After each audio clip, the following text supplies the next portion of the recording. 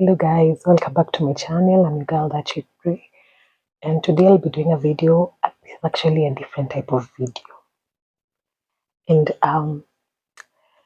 it's going to be about something that I've never done before. So I'm glad that you tuned in. So number one, they normally don't talk too much. They listen mostly.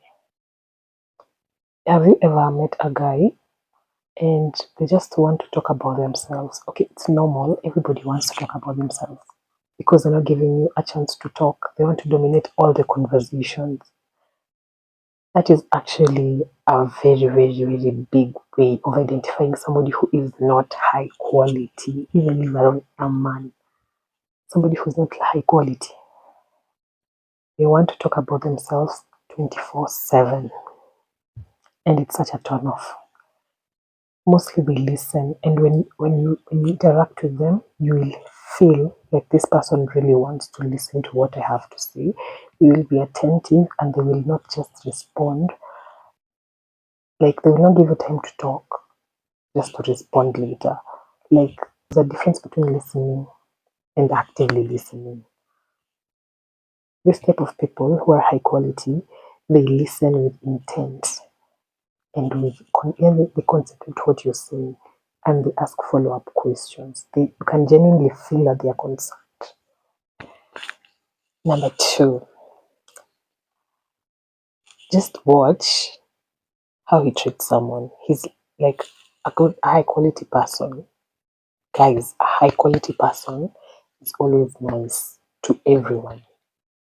It's not an exception.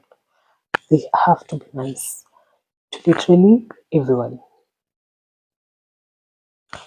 especially the people who can do nothing for them. It's how they treat people. I think this is so mainstream. This is so mainstream. I think you should be able to know this.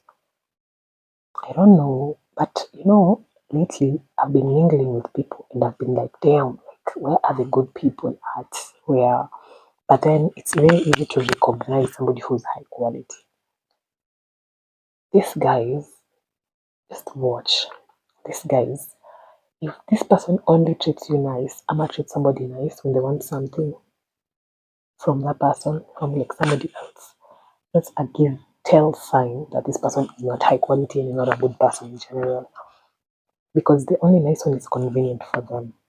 And don't look at how they're treating you. Look at how they're treating everybody. Everybody. Look at how they treat people who have nothing, or who can do nothing for them, or people who are in like lower positions. Look at how they treat those people. It's going to tell you a whole lot about their character and what they value and who they are in general, like who they really are. Get? Okay, let me just give you an example. If you go on a date with someone and they're like not maintaining eye contact, not only with you but with the staff. Let's say somebody, the waiter or the waitress comes and takes your order, and they're like harsh, they are shouting like, "Why is this late?" Like, look at how they treat these people. Are they using terms like are they polite? They don't really have to say please or thank you. Like, listen to the tone of their voice, how they communicate. You know, that will tell you a lot about this person. If he is self-conscious, if he cares about other people's emotions and how he makes other people feel, like, it will tell you a lot, a lot. Yeah, so that's it. Another thing is that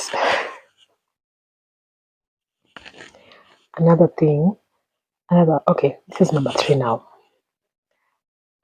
Like, have you ever seen somebody with confidence? Hmm?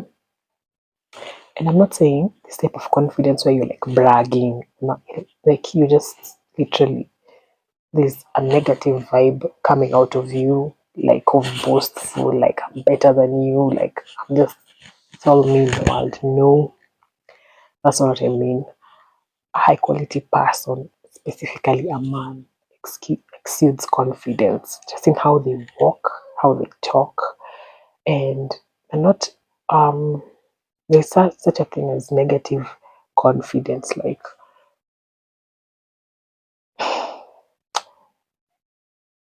I don't know how to say this, but it's not always like, it doesn't mean that you have to be the loudest person, or you have to be like the most self-absorbed person, or anything like boastful, you know, or you know, you get the point. Like, a high quality person does not even need to prove. Like, he doesn't need to prove, or like that he's not seeking validation from people, because he's self-confident. He already knows, and you will see it in how they speak and how they carry themselves, how they interact with people. You get. So eh, that's also a show tell side of a guy who's like literally high quality. They have confidence. You see how they walk, like they're not looking down. Um, they look you straight in the eye. They own the space, like they own the space. When they walk into the room, you can feel a presence. You can feel their presence. They're not afraid to look at you in the eye. Like they own the space. You enter the room and you just gaze around and you just make your way to wherever you're going.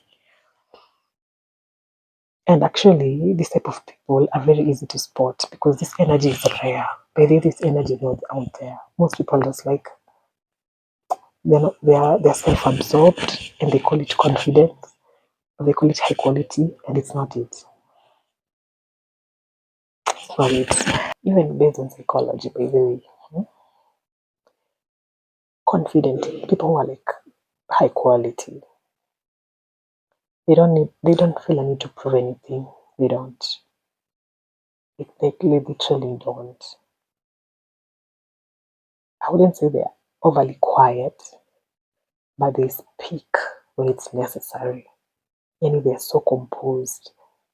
And when they speak, people listen because of how they've carried themselves, the energy they exude, and also the things I've just described, including how they treat people. And in fact, when they speak, people are eager to for them to speak so that they can listen, because this is something common. I wish. Anyway, let's go to the last point. Okay, nowadays there's a lot of distractions, so it's very easy to get distracted. Even me, sometimes I'm normally distracted. Um, but I'm feeling like on their phone all the time. And then phones are the biggest distraction. Phones. So it's hard for somebody who is high quality. It's very hard for somebody who's high quality to be seen just always gazing on their phone. They give people time. Like they give you their time and their presence and their attentiveness. So if you think that staring at your phone 24/7, especially when you're in a public social place with other people, if you think it's a good thing, it's not. It's actually lowering your self image. Mm. And this is mostly when you're interacting with people. Like, let's say it's a social event. By the way, have you ever gone to a social event? It's a social event. It's not a like social media event. Like you guys are on your phone. It's a social event, and you find people on their phones. Like, let's say even though it's a party, and then everybody's on their phones. Do you know that vibe? No, that's the vibe you give when you're like in a social event and you're the only person, like you're just stuck on your phone, and it's all like you're working in the event. It's your job. It's like it gives a low self-esteem vibe, and it gives like self-isolate, um kind of like, it's not welcoming. In short, it's not. and it actually makes you look like you're not high quality. High quality people smile. Okay, you don't necessarily, but give an open outlook, like you are accommodating, but you also stand your ground so that you look like you know what. I don't know. It doesn't have to sound like it's something made up, like you're trying so hard.